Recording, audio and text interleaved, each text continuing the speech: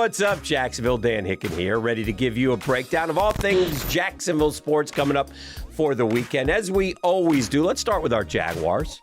All right, we've got Cleveland in the back now. We've already played them. Got some positives, a little bit of momentum. Nothing major, nothing to get crazy about. Stayed relatively injury-free, although I'd like to see Devin Lloyd at some point. But good things happening. James Robinson is going to get back. James Robinson, by the way, don't forget about that guy. We need that guy. And that guy is a guy who averaged 4.5 and 4.7 yards per carry the last 2 years.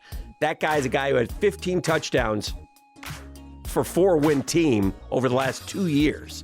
That's a guy who has more than 1,800 rushing yards for a bad team over the last 2 years.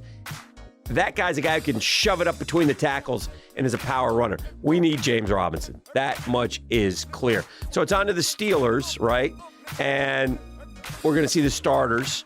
The defense is going to be out there.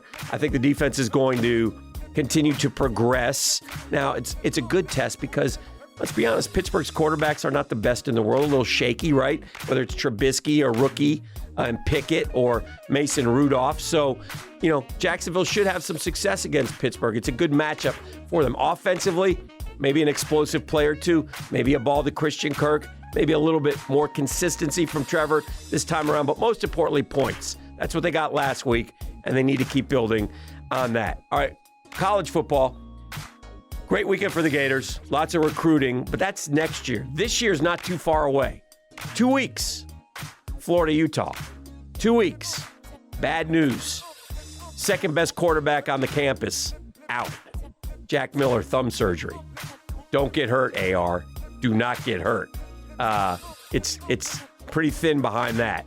It's Jalen Kitna, former NFL quarterback, John Kitna's son, and it's Max Brown, freshman. So, yeah, Anthony, you need to stay healthy. Miller is going to be out indefinitely after he has the thumb surgery. So, don't know exactly what happened, but maybe he hit it on a helmet. We'll see. But he's out. He's the Ohio State transfer. So, on the flip side, the good news was the recruiting. The recruiting is cooking, right? And it's still cooking. And now Napier's plan is starting to work. So, I really like what Billy Napier's doing off the field. But big game coming up in 2 weeks. Knowles play week 0. They got a game next weekend against Duquesne.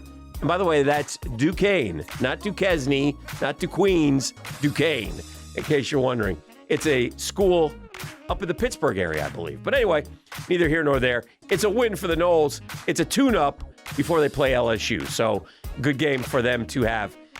And listen, I say that knowing what happened last year, and I'm not going to make any jokes, but you damn well better beat Duquesne. So, and they will. They also got a local product. Kenton Kirkland, Reigns defensive back, picked FSU over Kentucky. 14th commit for FSU, third defensive back. So, congrats.